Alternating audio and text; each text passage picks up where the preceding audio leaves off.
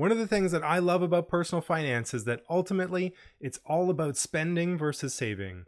In this video, I'm going to show you an example of how $10 a day can easily add up to $1 million or more over the course of a lifetime. Now, there are other important factors when it comes to personal finance.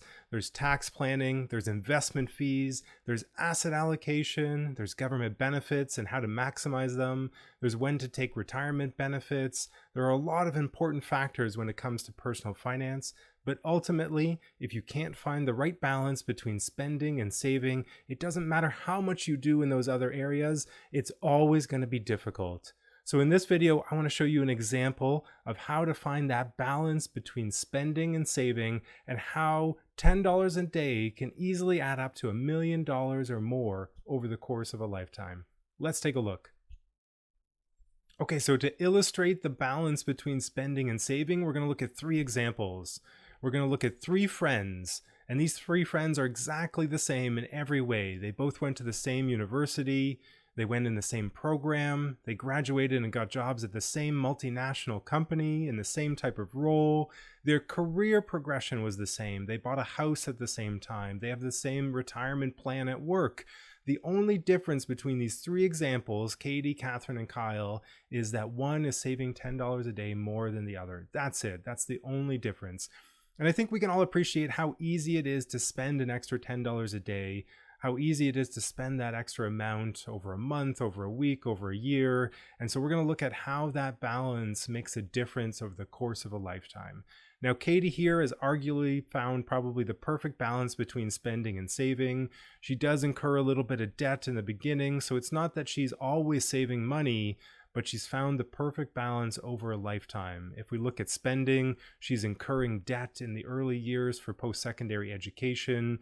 When she graduates, she's paying off that debt, and she's not saving as much in the beginning, but that does start to accelerate later. So she's still renting, but she's paid off debt, and she's now saving for a home.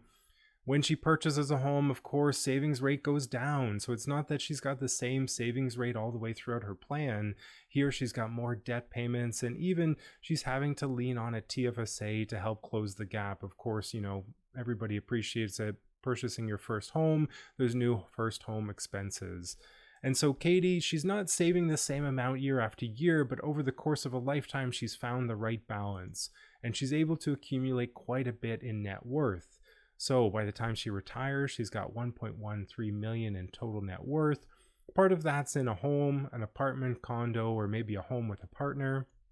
But she's able to save enough that she's got a very comfortable retirement. So she's spending, $45,000 a year in retirement with a paid off home, and she's actually got probably an opportunity to spend more in the future as well, and a very high success rate. So Katie probably arguably has found the perfect balance between spending and saving.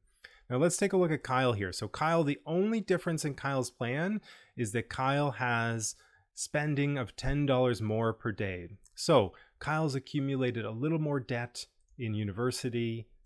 Spending is a little bit higher, so he's accumulated a little bit more debt. That debt's a little bit harder to pay off because, of course, Kyle's spending more as well after he graduates. So debt takes longer to pay off. He's not able to save quite as much. You can see here there's a couple shortfalls here in tight years. And then when purchasing a home, Kyle needs help. So there's a bit of a shortfall there. He needs help from maybe friends or family to make it ends meet. And in this case, he's not saving quite as much. So debt payments are more of a focus for Kyle, a little bit more difficult to save for retirement. Now, if we look at net worth, not accumulating quite as much. And of course, in retirement, that extra spending makes a big difference. So here, if we look at spending in retirement, Kyle's spending $48,000 a year. So an extra $3,650 more than Katie. And that makes a difference. So Kyle's success rate is only 45%. So in retirement, there's a fairly high chance that Kyle's going to run out of money in mid to late 70s. And this is the difference. The only difference here is that Kyle is spending $10 more a day than Katie. That's the only difference. That's the only difference in this situation. Now, let's take a look at Catherine. So Catherine, unlike Kyle, Catherine is saving $10 more a day than Katie. So Catherine is a super saver. She's saving more than Katie, and arguably she's saving too much. If we look, she's spending less, she's accumulated less debt, she's saving more before purchasing a home, she's saving more after purchasing a home, and if we look at her net worth, quite a bit higher than Katie's. And of course, in retirement, if she keeps spending that $10 less per day than Katie, she just continues to accumulate assets in retirement, reaching $2.6 million. If we look at Katie's plan is quite a bit lower, but still finding the right balance. She's accumulated $1.1 million by the end of her plan. And if we look at Kyle, who's in a little bit of a tougher situation, his net worth is only going to be about $6,000. So a much, much higher chance of running out of money in the future for Kyle.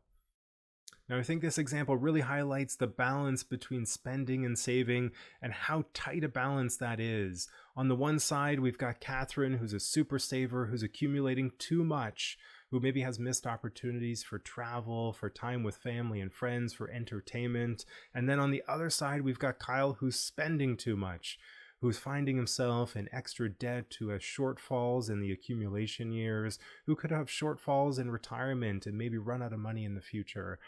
It's very difficult to find that balance, to find what Katie's found, that balance of spending and saving over a lifetime. Now, if you enjoyed this video, please like and subscribe. And again, thank you for watching.